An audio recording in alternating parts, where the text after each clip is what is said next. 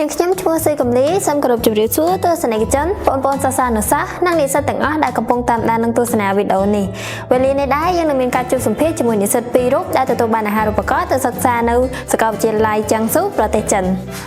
សួស្តីបងប្អូនទាំងពីរចាជំរាបសួរអ្នកគ្រូសូមបងប្អូនទាំងពីរជួយណែនាំខ្លួនបន្តិចបានទេចាអ្នកគ្រូនាងខ្ញុំជានិស្សិតឈ្មោះសេងណាវីរៀននៅសាកលវិទ្យាល័យវ៉ាន់ដាសាខាខេត្តសៀមរាបចំនួនទី13ឆ្នាំទី2ចាជំរាបសួរអ្នកគ្រូនាងខ្ញុំឈ្មោះច័ន្ទលីសៀងជានិស្សិតនៃសាកលវិទ្យាល័យវ៉ាន់ដានៃសាខាសៀមរាបអ្នកគ្រូទទួលបានព័ត៌មានថាបងប្អូនទាំងពីរទទួលបានអាហារូបករណ៍ 100% ទៅសិក្សានៅសាកលវិទ្យាល័យចង្ស៊ូប្រទេសចិនពិតមែនណាចាអ្នកគ្រូនាងខ្ញុំទាំងពីរទទួលបានអាហារូបករណ៍ 100% ពេញនៅសាកលវិទ្យាល័យចង្ស៊ូប្រទេសចិនពិតមែនអូពិតជាឱកាសដ៏ពិសេសពិតមែនហើយក៏ចូលរួមអបអរសាទរដល់បងប្អូនស្រីទាំងពីរផងដែរចឹងតើបងប្អូនស្រីទាំងពីរទទួលបានអាហារូបករណ៍តាមរយៈអ្វីដែរ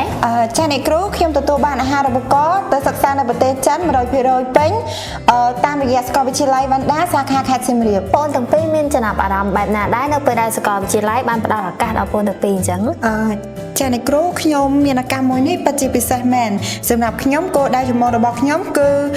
សិក្សានៅទីនោះដើម្បីផ្លាស់ប្ដូរបទពិសោធន៍និងពង្រឹងសមត្ថភាពជាភាសាចិននិងចាប់យកជំនាញ business ដើម្បីបង្កើនទំនាក់ទំនងអន្តរជាតិចាអរគុណបងអូនណាវីចាសម្រាប់បងអូនលីសៀងវិញចាអ្នកគ្រូសម្រាប់ខ្ញុំមានចំណាប់អារម្មណ៍ក្នុងការទទួលបានបទពិសោធន៍ថ្មីក្នុងការប្រើប្រាស់ភាសានិងជំនាញក្នុងទំនាក់ទំនងឲ្យកាន់តែល្អប្រសើរចាអរគុណដល់បងប្អូនទាំងពីរសម្រាប់ការបង្ហាញនៅចំណាប់អារម្មណ៍នេះខ្ញុំក៏ចង់ជម្រាបជូនបងប្អូននិស្សិតទាំងអស់ដែលបានសិក្សានៅសាកលវិទ្យាល័យវ៉ាន់ដាសាខាខេត្តសៀមរាបបានដឹងដូចគ្នាថានៅសាកលវិទ្យាល័យគឺមានការផ្ដល់ឱកាសជាច្រើនដល់បងប្អូននិស្សិតជាក់ស្ដែងដូចជាការផ្ដល់ឱកាសអាហារូបករណ៍ទៅសិក្សានៅប្រទេសចិនអញ្ចឹងកំឡុងពេលហ្នឹងអ្នកទាំងអស់គ្នានឹងទទួលបានសញ្ញាបត្រ2ក្នុងពេលតែមួយសញ្ញាបត្រទី1គឺអ្នកទាំងអស់គ្នានឹងទទួលបានពីសាកលវិទ្យាល័យនៅប្រទេសចិនសម្រាប់សញ្ញាបត្រទី2បងប្អូននិស្សិតនឹងទទួលបានពីសាកលវិទ្យាល័យវ៉ាន់ដាដែលខាងសាលានឹងសម្របសម្រួលដល់បងប្អូនតាមរយៈការរៀនតាមប្រព័ន្ធអនឡាញ